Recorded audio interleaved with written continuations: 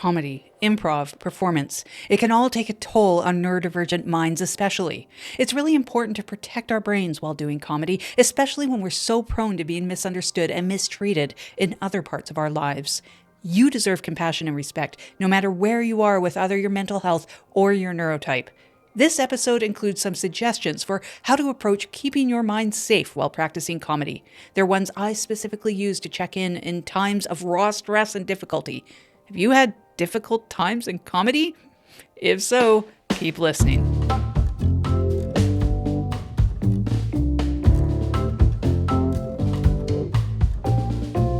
Welcome to episode 22 of Neurodivergent Minds in Comedy. I'm Jen DeHaan, and I'm an autistic and ADHD performer who is about to infodump all over you about the intersection of comedy and neurodivergence. These episodes are intended to help all humans of all neurotypes, since neurodivergent and neurotypical humans do comedy together every day, all over the place. Before we get started, though, real quick, I am only speaking for myself and my own lived experience in these episodes. This is an N of one.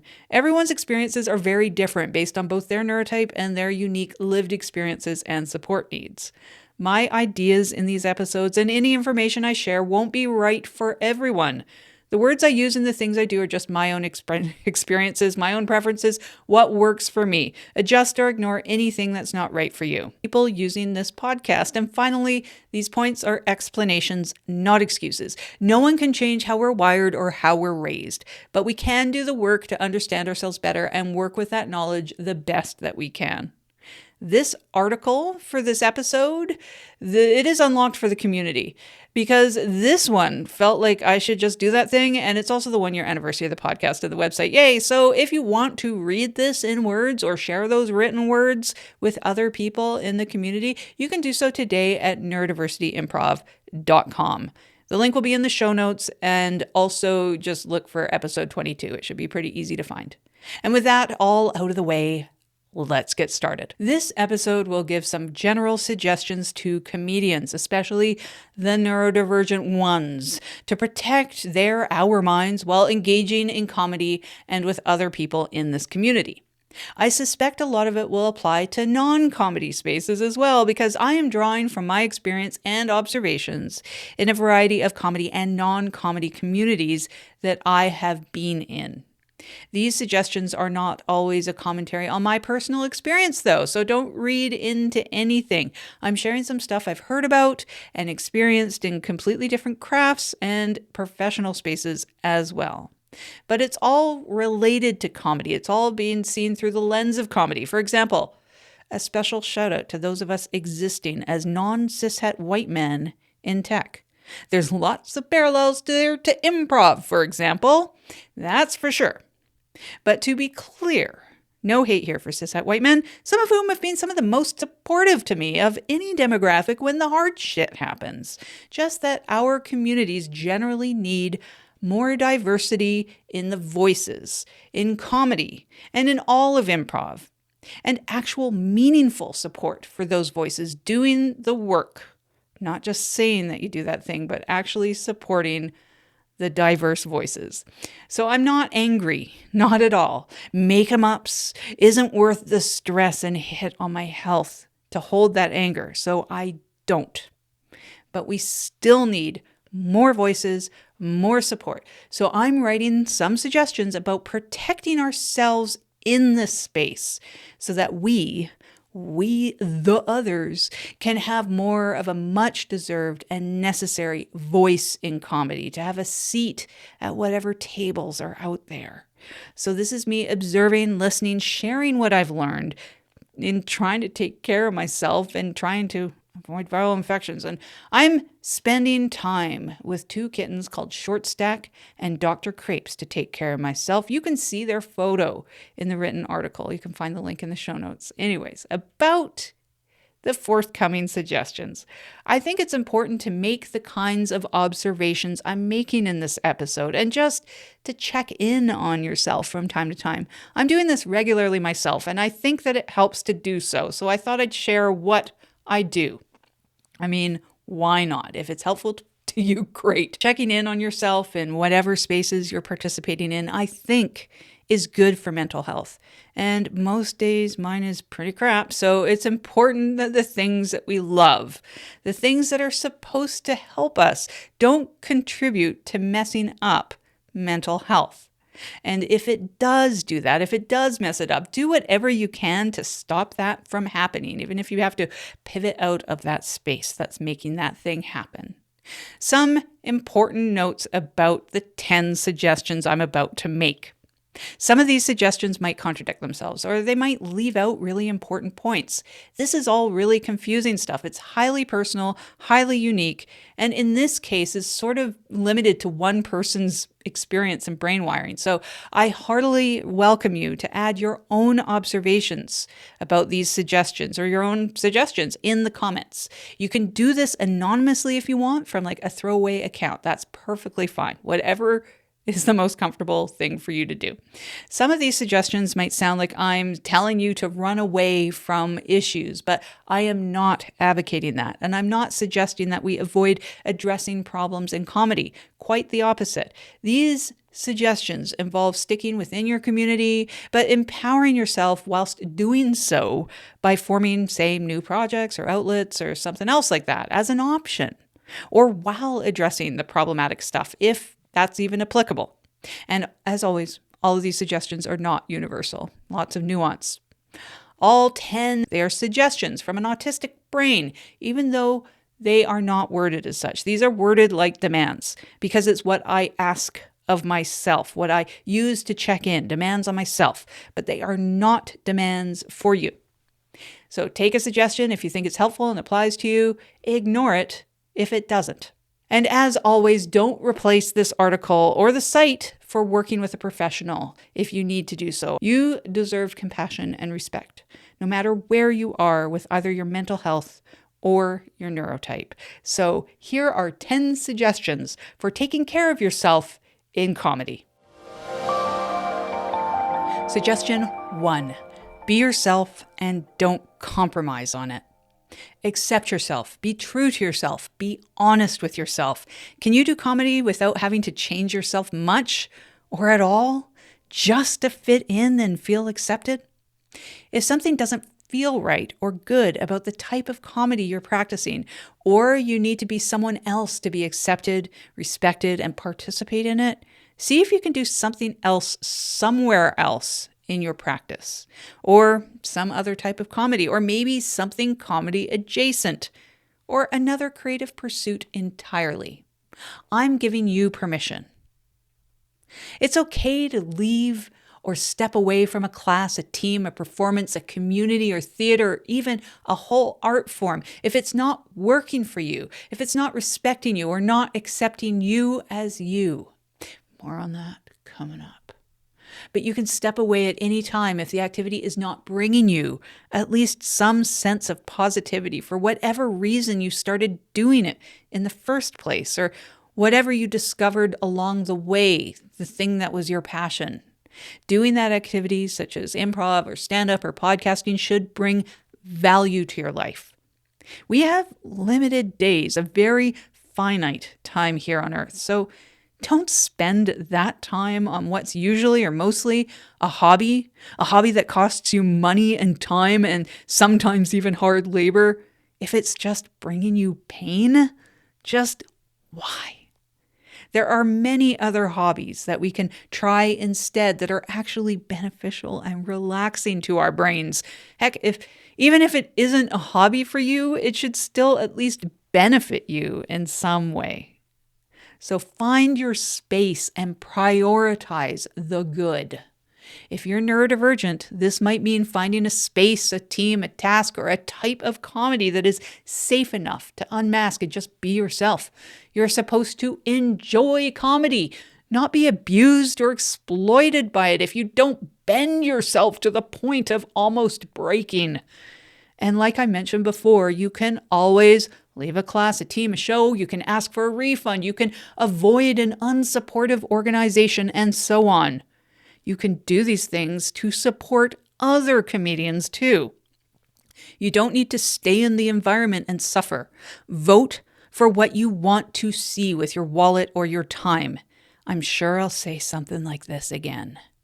And this isn't running away or not confronting a problem. That's good too if you're willing and able to take that burden on, hopefully with the support of other people in that space. More specifically about that in suggestion 7, and I touch upon it in several of the other suggestions as well. But prioritize beneficial people, beneficial activities, and spaces in your life that support you as you. Advocate if you can, or try to find an activity or space that does, or form the coaching group, the writer's room, the class, or the team yourself. It might be easier than you think. Suggestion 2, take care of yourself first for others. You should do comedy for you first. Even though comedy can be a team or a group activity, it's important to take care of yourself first. And this isn't selfish to do. Taking care of yourself is doing improv or comedy for others. It benefits your team, your community, and your creativity too. If you don't enjoy what you are doing in the moment, you might be doing it for validation from others. That external validation, like validation from the art form or the project itself. More about what this means in suggestion 9. And if you're looking for that external validation, it might never make you happy. And not being happy means you might not be showing up as your best for others either. But more importantly, showing up for your own brain and yourself.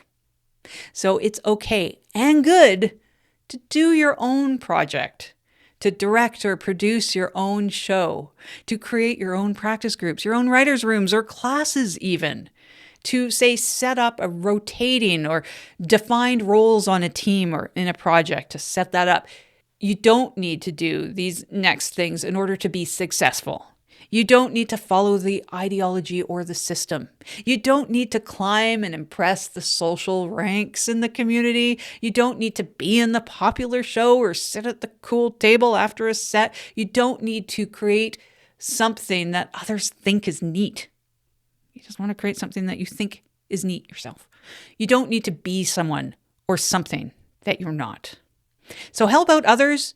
Be in the project without the roles if you want, or be in someone else's thing. It's really fun, but it's also okay to do your own shit or to organize teams in a unique or new to you way or new to the community way. However and whatever works, whatever is best for everyone there. And that includes you too. So be creative. Make those suggestions. Talk.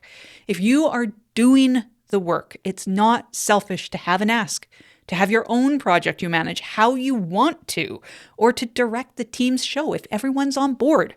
If you are doing the work, you can own or manage that work, so the laborer has the best chance at success sometimes.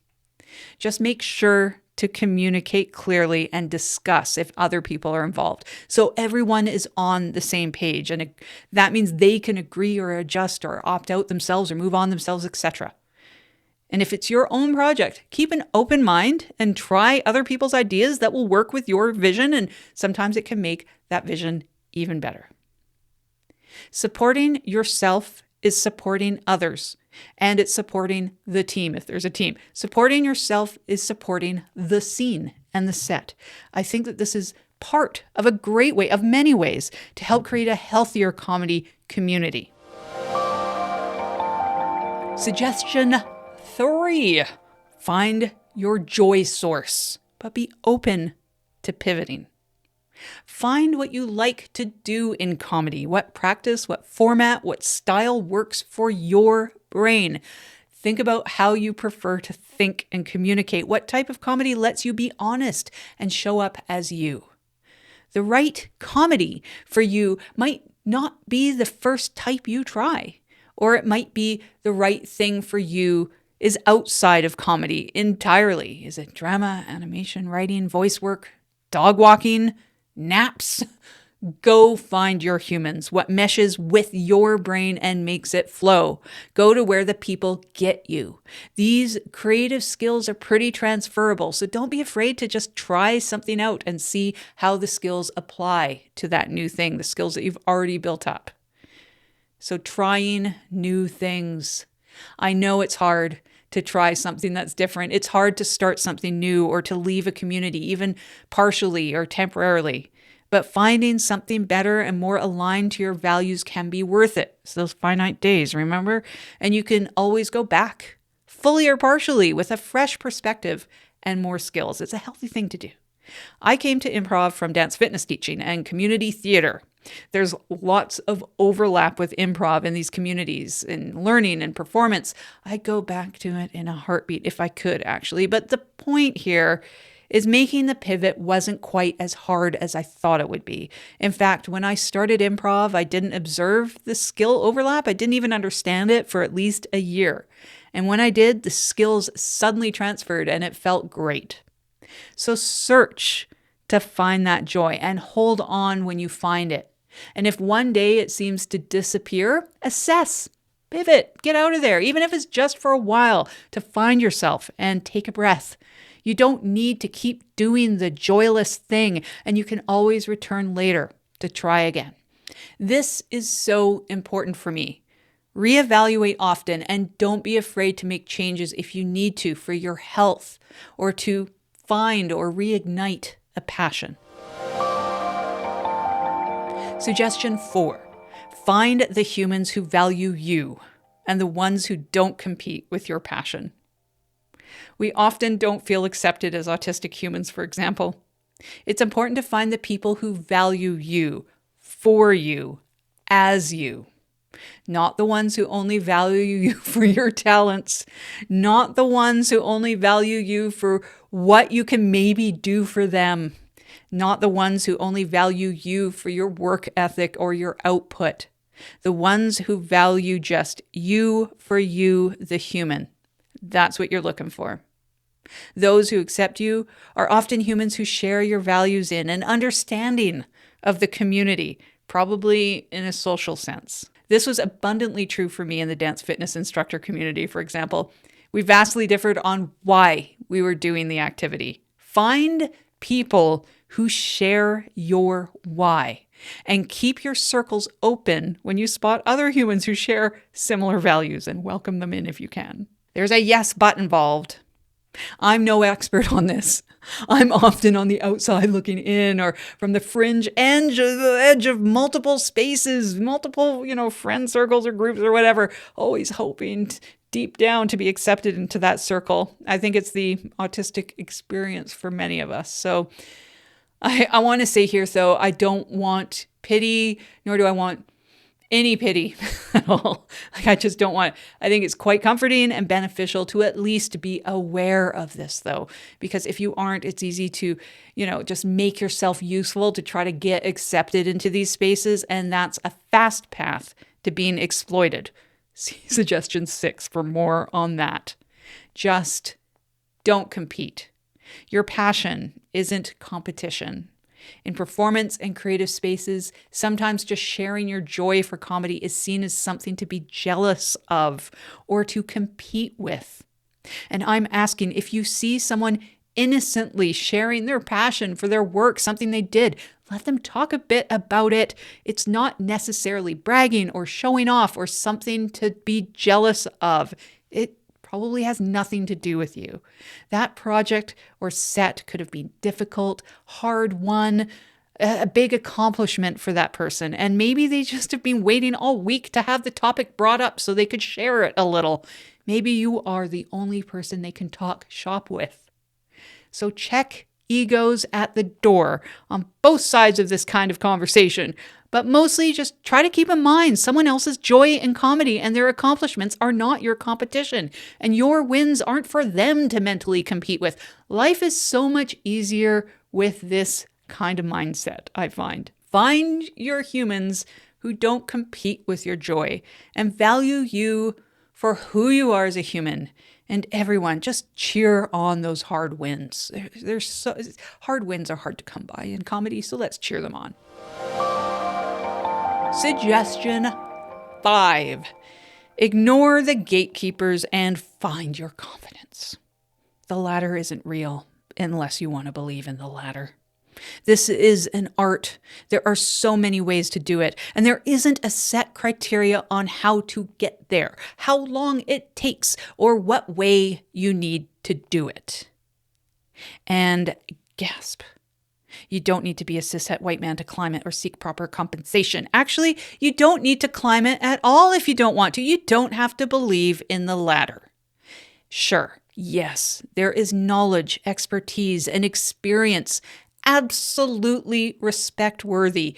I respect that so much. I mean, autism, you respect knowledge and intelligence and expertise and everything, but it's also about you, the human, in all of your atypical glory, with all of your prior acquired skill sets, your unique voice, your experiences in comedy and other places, and talents too. They're very relevant in this space as well, and you deserve to offer them too, and you deserve respect for them. So, you are walking the walk. What now? You're doing the work. You found your people. Remember that gatekeepers will gatekeep for mysterious reasons, sometimes even when they purport to be on the same team and value the same stuff as you. Pay the gatekeepers no heed. They will always be there. Stay true to yourself. Be honest to your craft and march on that path that you believe in. As long as damage isn't being done, that atypical path you make for you is right for comedy and right for you. Keep your eyes and mind open with honesty and respect in your heart, but walk or strut that path with your head held high. Confidence is hard. Finding confidence in the arts is remarkably hard, especially now, especially when you might be alone because, marginalized, isolated, whatever. How do you even know what you're doing is a walk at all? But you deserve to be here and do comedy, even if you haven't found where you want to be quite yet.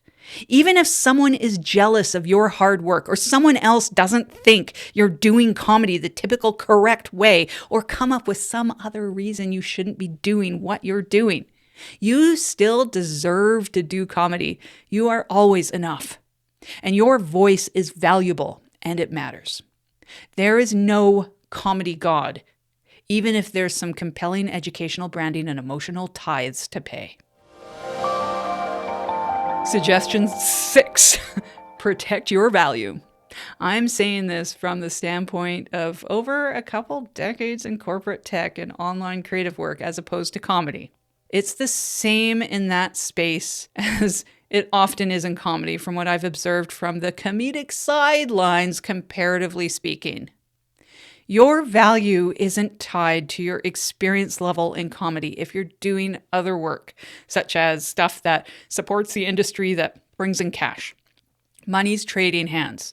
You quite likely bring much more than your comedy skills to the table when you're working. If money is exchanging hands, you are worth compensation for the task that you're doing, not based on your skill level in comedy or where you are in some imaginary social order.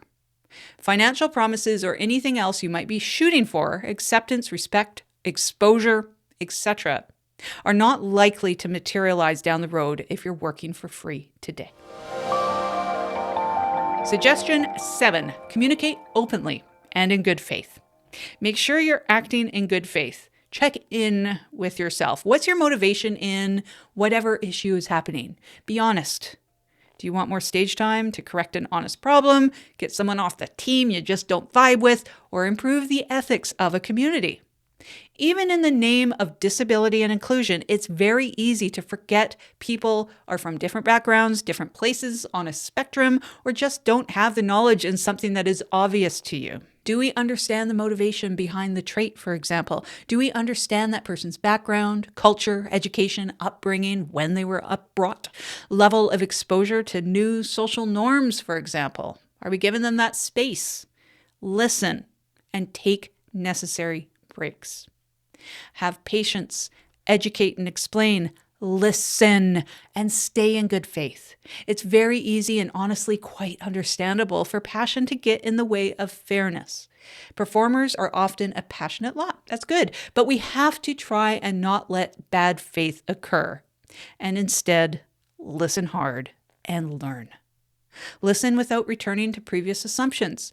Listen to the explanation and don't ignore it to return to an original point, an initial take or belief.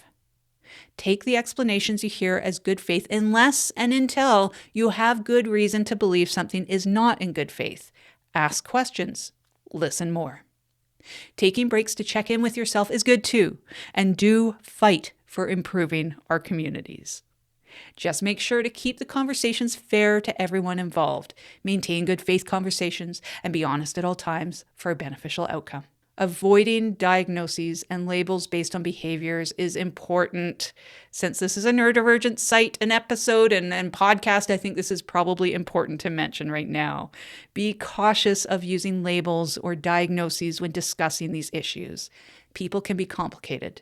Internal motivations, such as what motivated the display of an external trait, among many other things, need to be considered before a formal diagnosis can be made by a medical professional.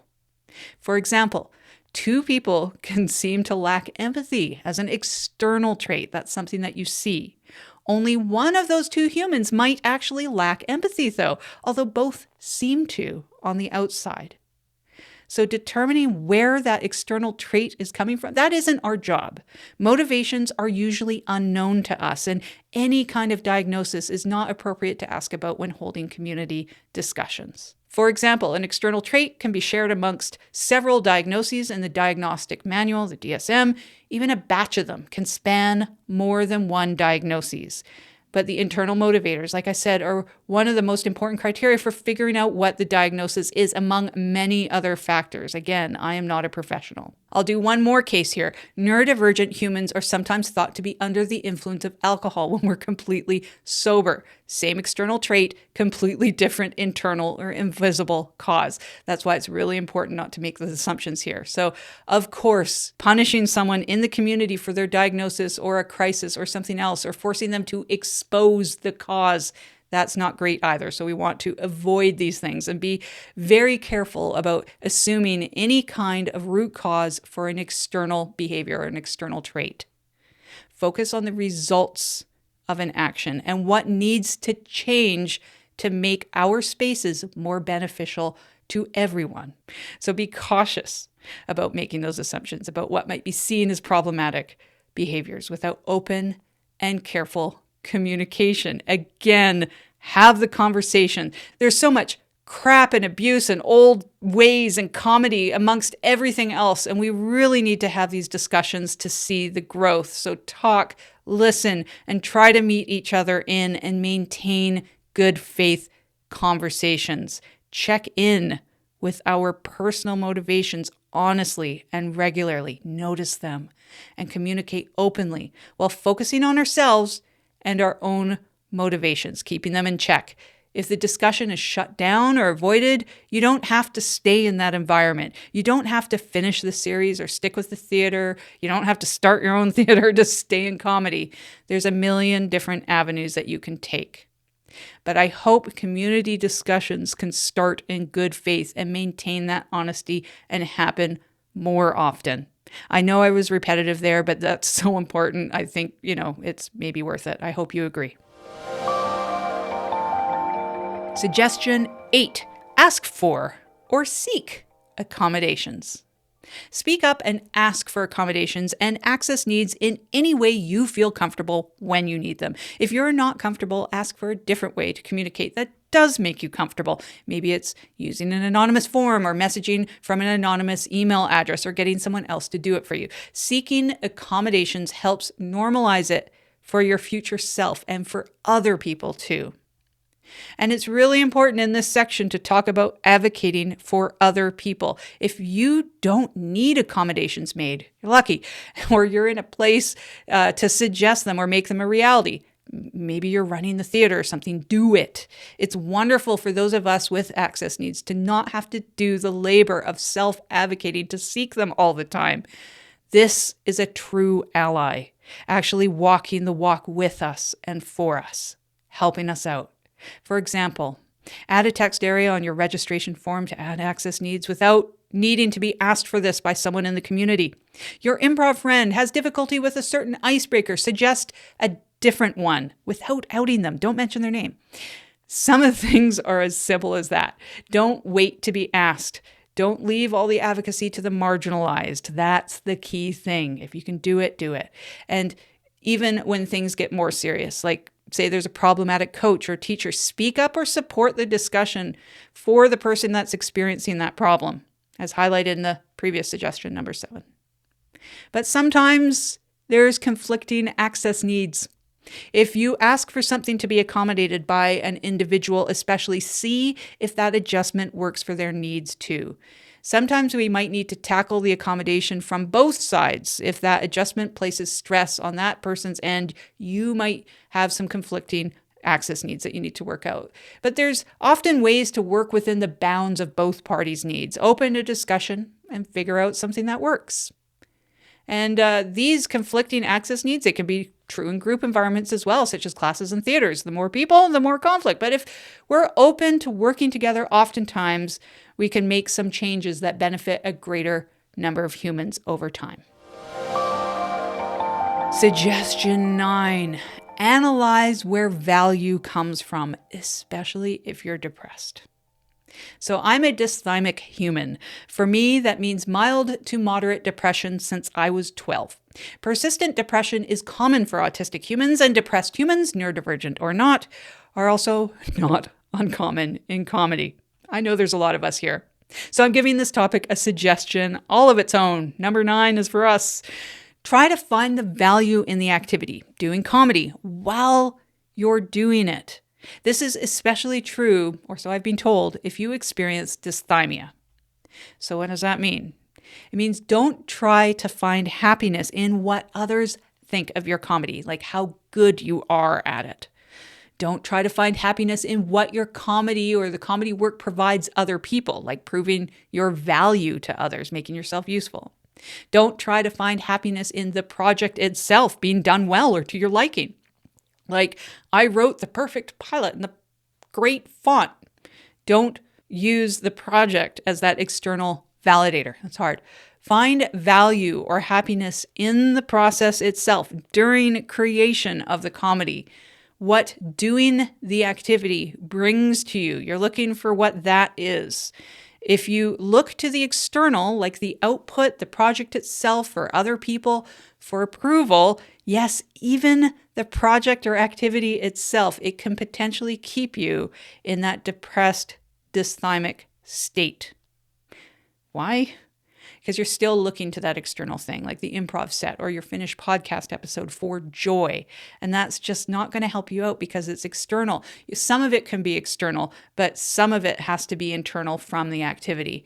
Make sure you get value while you perform, while you take the class, while you socialize after the set.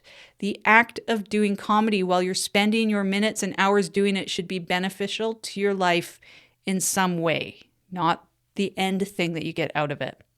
And if not, don't be afraid to say no and pivot until you do find something that gives value to your life while you perform, while you do the thing. It doesn't have to be everything, but it has to be something. Me, I'm still working on this. It's hard. It's so fucking hard. And finally, suggestion 10, value your mental health. Value it like your life depends on it, above all other things. Do whatever you need to keep your mental health as good as you possibly can, whatever that is, and whatever it means to you. We all know improv is not therapy. Comedy is not therapy. So we need to make sure we walk that walk and find outside help when we need it, or take that much needed break. Because things like autistic burnout are deadly. So is depression, and so is loneliness and isolation. Well, they can be. And especially if you won the lottery on all of the above, they can be deadly. Couple that with improv stress and you might light the fuse to a powder keg, and that's no good. No one wants that. If you experience any of those conditions, protect yourself whatever way you need. Whatever you do, whatever practice or art form or hobby, it's not worth taking you away. And of course, as a reminder, these activities are not therapy. It's not where you want to be working this out. You want to work it out with a professional. Anyways, that's why I made these suggestions for myself to check in, to be my own advocate for myself. Advocate for yourself as much as you do for others, or more, because the others might not have your back when you need it most.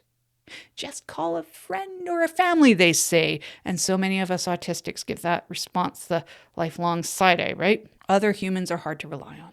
So have your own back preemptively if you can. You know yourself best. Try to take this shit into your own hands and own it if you can. And always remember, people who seem okay on the outside are sometimes not, especially when we're doing comedy and acting and performing and masking our own autism. We can sometimes be pretty good at covering this stuff up until we're not. So check in on your friends if you got them, and let them check in on you.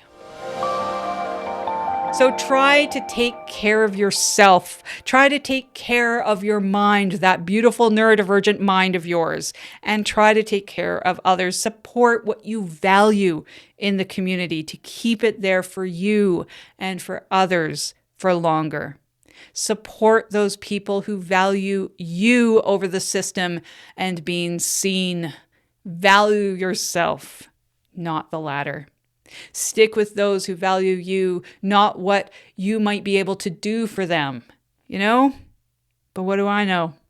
I'm just some random autistic who doesn't understand social stuff or people, so take everything I just said with an extra large grain of salt. I have no idea if my time of duress brought any clarity. Maybe this whole list of suggestions is a great big mess. But I will end on that human note, actually. This list of suggestions was originally written on a dark day of mine in the middle of a 4-year autistic burnout and significant depression. After the dark, I sometimes have a little bit more clarity on this tough stuff, so I kept what I wrote in case it was true this time round. And it was this list of suggestions, and I'll let you decide on that part. But I thought about these things a lot in the weeks that followed that day. I maybe even started to heal a little bit. And then, of course, another really major crisis unfolded in my life, my biggest one yet in life in all of my years, which have contained some pretty big ones. And it unfolded as I was sitting at what I thought was the bottom of my depression ravine. And all of this has happened whilst mostly alone, after just losing most of my special interest community of humans and work I loved and activities for a second time in the past 4 years. Thank you, ongoing pandemic. Which is all to say how important it is to be proactive about this kind of mental stuff. Don't push protecting your brain to another day or another week. Start taking care of yourself today if you aren't, or just try if you can. Even if you do a little, it might help when the next big thing comes your way. I think my little bit of healing maybe helped me in the early days of this crisis of mine. But don't do a crisis to have clarity. Hell no. Of course not. But it's good to analyze your situation when you can, in whatever state you're in. Different states afford different perspectives. So use what you got. And that's all. So there you go. I don't know how this episode and article will come off. Relatable, complaining, full of misery or angry or too vulnerable or too this or too that. But I want to assure you I'm not angry. I don't want to complain and would very much dislike any form of pity. But at any rate, some of you won't be happy or like this, I guess, and I'm okay with that because I've enjoyed working on it, and I'm trying to refuse to define success or purpose from the project itself in my attempt to be a little bit less dysthymic. Suggestion 9, baby. But I should say, in transparency, this whole podcast is not my comfort zone by a mile. It's scary and ridiculously uncomfortable to be this vulnerable, even though it's a small niche podcast not heard by many. Even when I do the mundane ones, it's still really hard to be this vulnerable. But I'm going to be honest with you no matter what, because honesty is the only thing that works here when we're talking about improving our own minds, communities, and communication. And this podcast is just, from now on at least, going to be about what I want to talk about. As a recently past middle-age autistic ADHD human with roving intense interests, I've been formally trained in and embedded in many communities on a fairly comprehensive scale. And from that, I can say, comedy is a wildly strange community. It's a beast of its own, despite giving, retro Silicon Valley vibes. Let's keep our neurodivergent minds safer here. And take care. All right, so that was our episode number 22 for this week. As of now, and you may have noticed, the podcast has a new name, Neurodivergent Minds in Comedy. But the podcast and the Neurodiversity in Improv site covers the same kind of stuff, just with a slightly greater focus on neurodivergence and a slightly wider lens to performance and writing in comedy. And as I mentioned, I'm going to talk about just what interests me and what I like to do. In the name of dysthymia suggestion number 9. The podcast on its own will have its own domain and site, neurodivergentcomedy.com, and the current site and bonus resources will remain the same and continue to be focused on neurodiversity and improv. You can follow the releases of the podcast and those bonus resources in the Neurodiversity in Improv newsletter or the one on Stereo Forest if you just want the episodes. Podcast and bonus materials.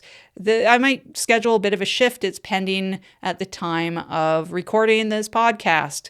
So about the next episode, they're released about every second week on Tuesdays or late on Mondays. And if I take any breaks or pauses, I'll mention them in the show notes and the episodes.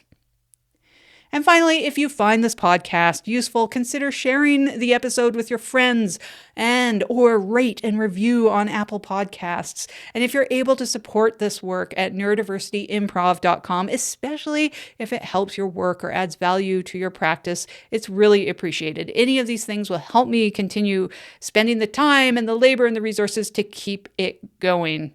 If you do become a paid supporter, again, you get those special extra resources that might help your work in comedy and gain insight about learning as a neurodivergent human. And it supports, again, this podcast. Keep going. So surveys. I have surveys available if you would like to share your voice with others who listen to this podcast. You can find those surveys at stereoforest.com/neurodiversity. I'd love to have your insights, your voice on this podcast. And finally, I created and I write this podcast. It's also edited and produced by Stereo Forest, which is also me. All of these links and a few more will be available in the show notes. Thanks, and I'll talk at you later.